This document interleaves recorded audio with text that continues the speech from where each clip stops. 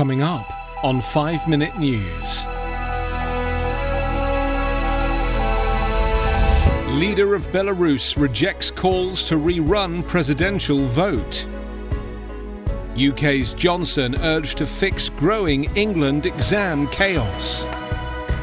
And lightning sparks new wildfires across California. It's Monday, August 17. I'm Anthony Davis. The embattled president of Belarus tried to put on a show of strength on Sunday, holding a rally with tens of thousands of supporters and rejecting any possibility of repeating the vote that gave him a sixth term. But opponents countered with a far larger demonstration that attracted as many as 200,000 people. Alexander Lukashenko, who has ruled the former Soviet Republic of 9.5 million people since 1994, lashed out at the West and declared to his crowd that the country would perish as a state if the election were rerun. About 50,000 people listened to Lukashenko in a square near the main government building in the capital of Minsk. But as he spoke, throngs of supporters streamed to their own rally about 1.5 miles away. It was the 8th straight day of anti-government demonstrations. During his 26 years in office, Lukashenko has repressed opposition figures and independent news media. But this year, protesters fed up with the country's declining living standards and Lukashenko's dismissal of the coronavirus pandemic have posed the biggest challenge to his rule. The 65-year-old president claimed on Sunday that Western powers were gathering military units in countries along Belarus's western borders and denounced suggestions by some Western nations that Belarus should repeat the August 9th presidential vote. Echoing similar language from US President Donald Trump, Lukashenko declared, "If we follow their lead and rerun the election, we will perish as a state," a day after saying he and Russian President Vladimir Putin would send unspecified security assistance to the former Soviet Republic if Lukashenko asked for it. NATO dismissed the president's claim about troops gathering, tweeting there is no NATO build-up in the region. European Union foreign ministers have rejected the election results and on Friday began drawing up a list of officials in Belarus who could face sanctions. If Lukashenko were to resume a harsh crackdown, the response from the West could be even stronger.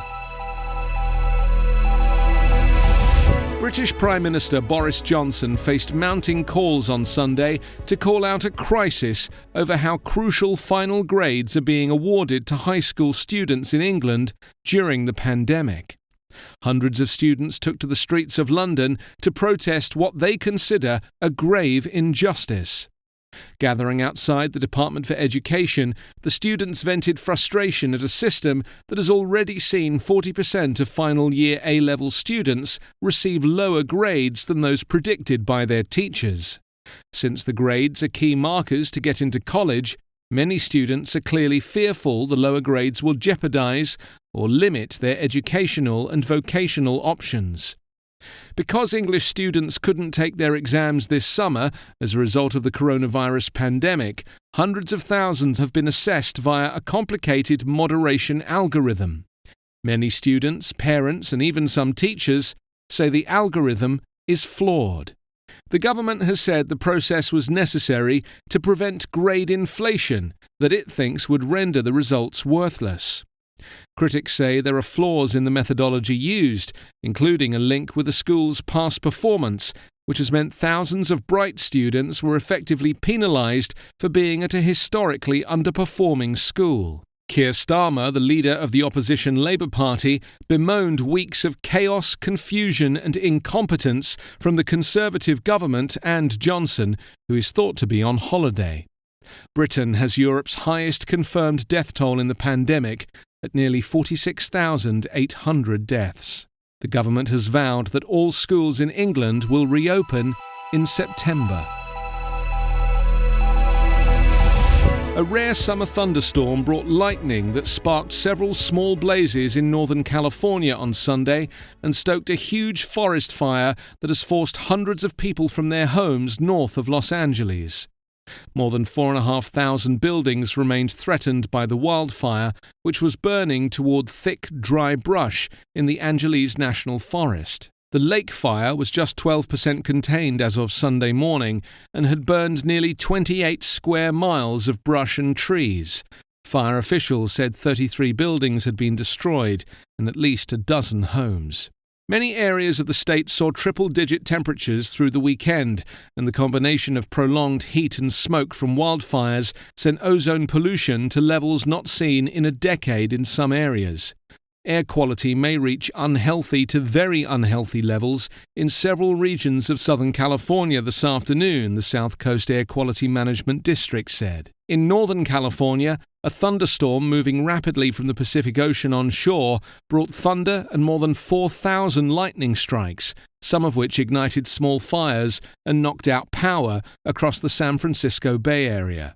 Unsettling weather triggered an unusual warning of a fire-induced tornado at an out-of-control forest fire that broke out north of Lake Tahoe on Saturday afternoon. A massive fire cloud formed over the fire, which started east of the town of Loyalton. When high winds came into contact with the fire and whipped it into the air, a spectacular tornado-shaped spiral of flames was formed. You can subscribe to 5 Minute News on YouTube with your preferred podcast app. Ask your smart speaker or enable 5 Minute News as your Amazon Alexa flash briefing skill. Please subscribe, rate and review us at 5minute.news. 5 Minute News is an independent production covering politics, inequality, health and climate, delivering unbiased, verified and truthful world news daily.